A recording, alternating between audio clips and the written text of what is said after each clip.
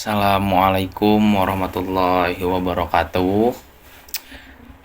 Seperti biasanya, saya akan mengulas kembali materi pada perkuliahan di waktu hari Rabu kemarin. Eh, Waktu Rabu kemarin itu kebetulan saya itu bagian yang presentasi.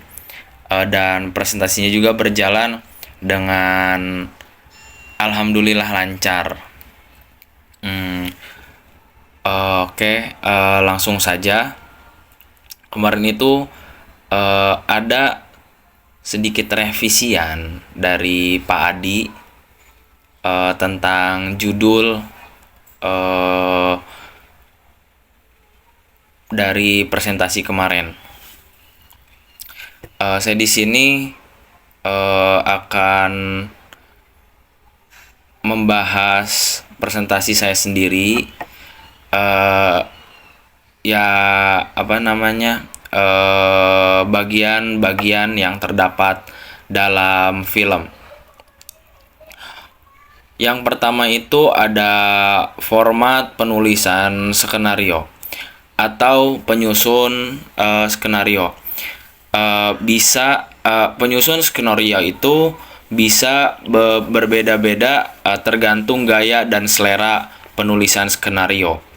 Adapun hal-hal yang memuat dalam format skenario.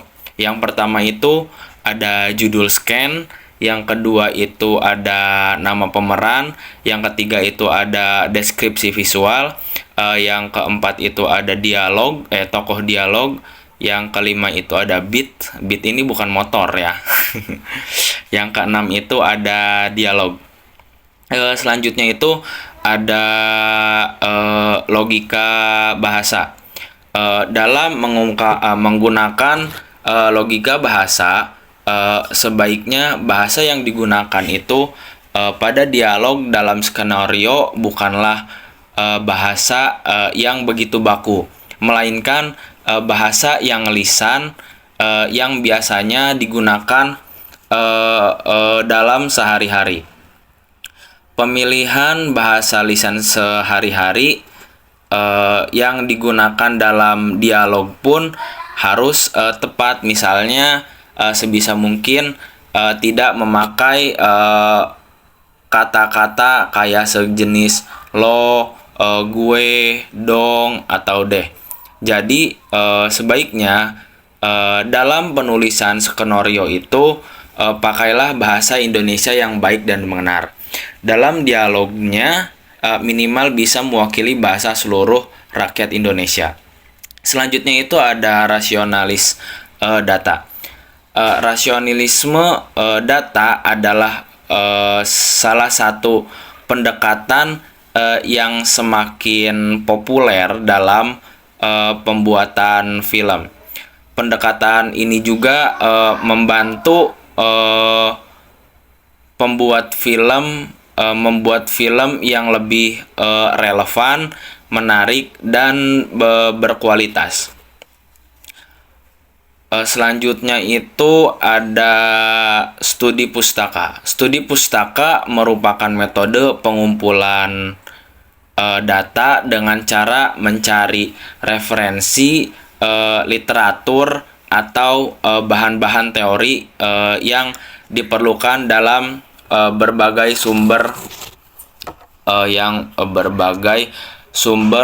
yang berkaitan dengan pembuatan film. Studi pustaka juga dapat memberikan panduan yang berguna bagi tim desain produksi sebagai informasi mengenai tempat, waktu di mana film berlangsung, dapat membantu mereka membuat set yang akurat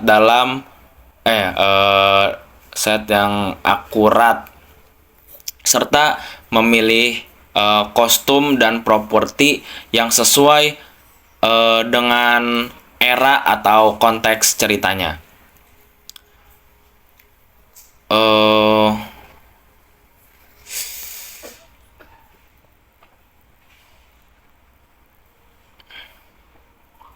Terus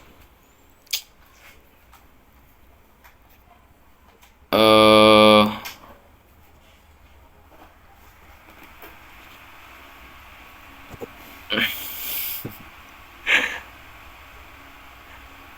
dan yang terakhir itu ada visual data.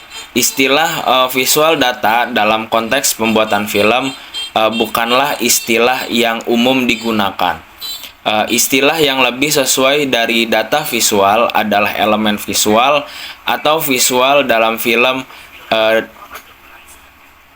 dalam pembuatan film, kita berbicara tentang elemen visual atau bisa disebut dengan aspek visual karena kita merujuk pada semua elemen visual seperti gambar, warna, komposisi, pencahayaan, dan elemen-elemen visual yang digunakan dalam film untuk menciptakan pengalaman visual yang kuat dan mengkomunikasikan cerita kepada penonton.